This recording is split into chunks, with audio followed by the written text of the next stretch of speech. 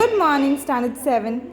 In today's English literature class, we are going to start a new poem, that is Palm Tree. The poem Palm Tree is written by Rabindranath Tagore. It is a beautiful poem depicting his greatness and powerful flight of fancy beyond the stars. The poet compares Palm Tree to a single-legged giant, taller than all the trees in his vicinity. The poet feels the palm tree has a longing to go beyond the ceiling of black clouds in the sky. It wants to fly away, but sadly it has no wings.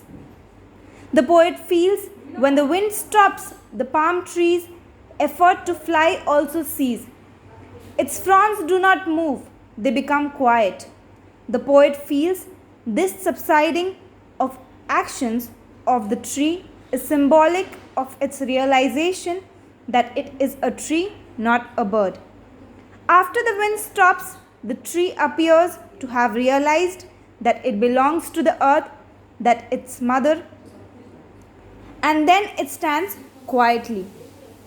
So, going to the poem line by line, the palm tree stands on one leg, sees past other trees into the sky.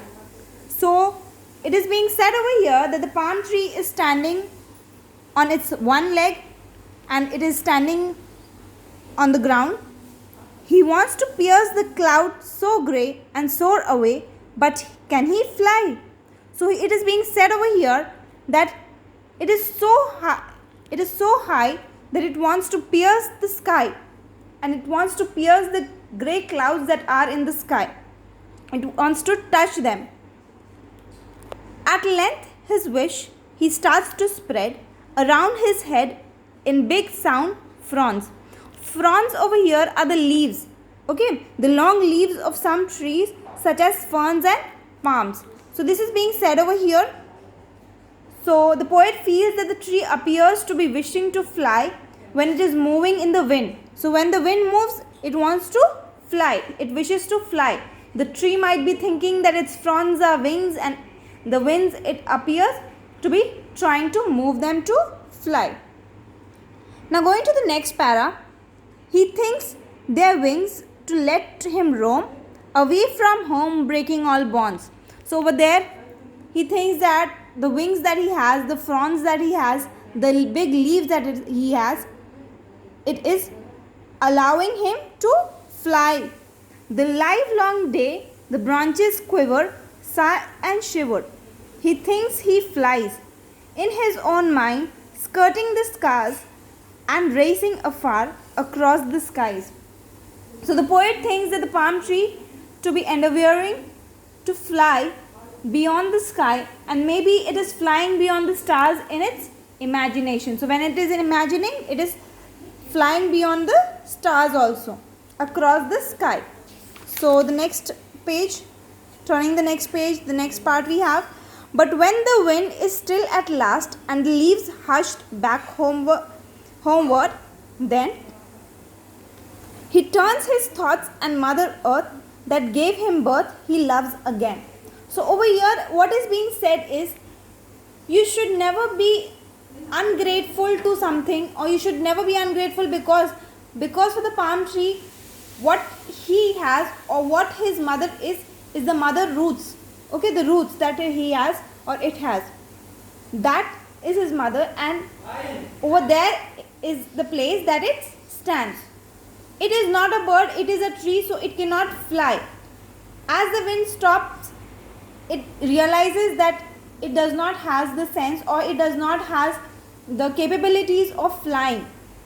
So this is similar in case of human beings, because when human beings do not understand or forgets what his mother root or her mother root is, and they start to overreact or do something more, so that is the time when it becomes difficult.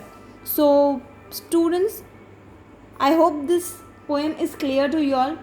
So the poem over here teaches us that you should realize the place where you belong to, and as the palm tree realizes it that it belongs to the earth, and that it is only his mother. The poem is really very short. What you have to do is you will be writing the poem in the notebook. Copy the poem, the whole poem. Then you will be writing the meanings of the poem. After writing the meaning, you will be writing about the poet Rabindranath Tagore.